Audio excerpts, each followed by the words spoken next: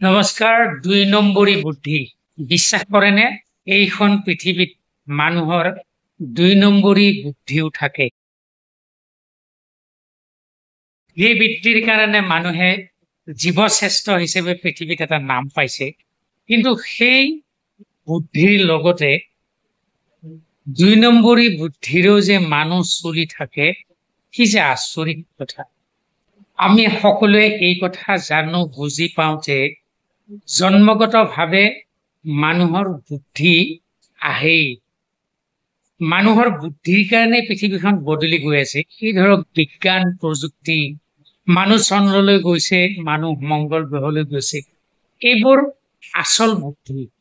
মানুহে এই বুদ্ধিৰে এক অনিসন্ধিত কেৱল জানিব খোজাৰ এটা তাৰণাৰে পৃথিৱীত বিভিন্ন কাম কৰিছে। কিন্তু আচৰিত লাগে যে ইয়াৰ বিপৰীতে মানুহে ২ নম্বৰী বুদ্ধিও আহৰণ কৰি সমাজত চলি থাকিব খোজে। গতিকে দেখিব পৃথিৱীত মানুহে ২টা ধৰণে বুদ্ধি চলাই আছে। এটা আচল বুদ্ধি, সেইটো ইনবৰ্ন হয়, আৰু এটা বুদ্ধি মানুহে সেইটো আহৰণ কৰে। কেনেকৈ? এই যে ৰাজনীতিবিদসকল ভোট পাবৰ কাৰণে কিমান যে ২ নম্বৰী বুদ্ধি তেওঁলোকে লগায়, ২ নম্বৰী কথা কয়, আৰু ২ নম্বৰী বুদ্ধিৰ পৰা বিভিন্ন কথা ওলাই যায়। তাৰোপৰি বিভিন্ন ক্ষেত্ৰত মানুহে নিজৰ ব্যক্তিত্বত ২ নম্বৰী বুদ্ধিৰে চলি থাকিব বিচাৰে। মানে কাৰোবাক দমন কৰা, কাৰোবাক ঈৰ্ষা কৰা, কাৰোবাক অন্যায় কৰা, এনেকুৱা ধৰণৰ কিছুমান কামৰ কাৰণে আচল বুদ্ধিটো লুকুৱাই থৈ মানুহে ২ নম্বৰী বুদ্ধিৰে কিছুমান উপায় অৱলম্বন কৰে, যাতে মানুহৰ ক্ষতি কৰিব পাৰে। এইটো আপোনালোকে অস্বীকাৰ কৰিব নোৱাৰে।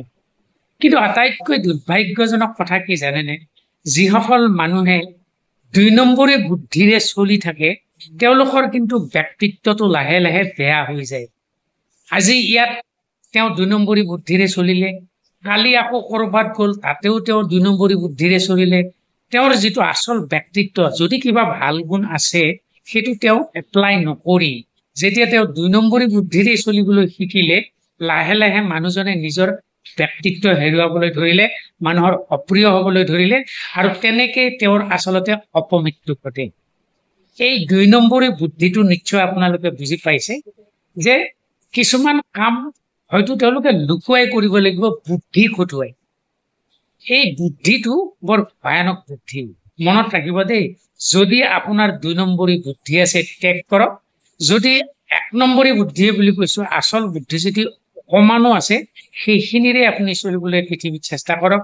দেখিব সেই অলপমান বুদ্ধিয়ে আপোনাক সুখ দিব, আপোনাৰ জীৱনটো শৃংখলিত কৰিব।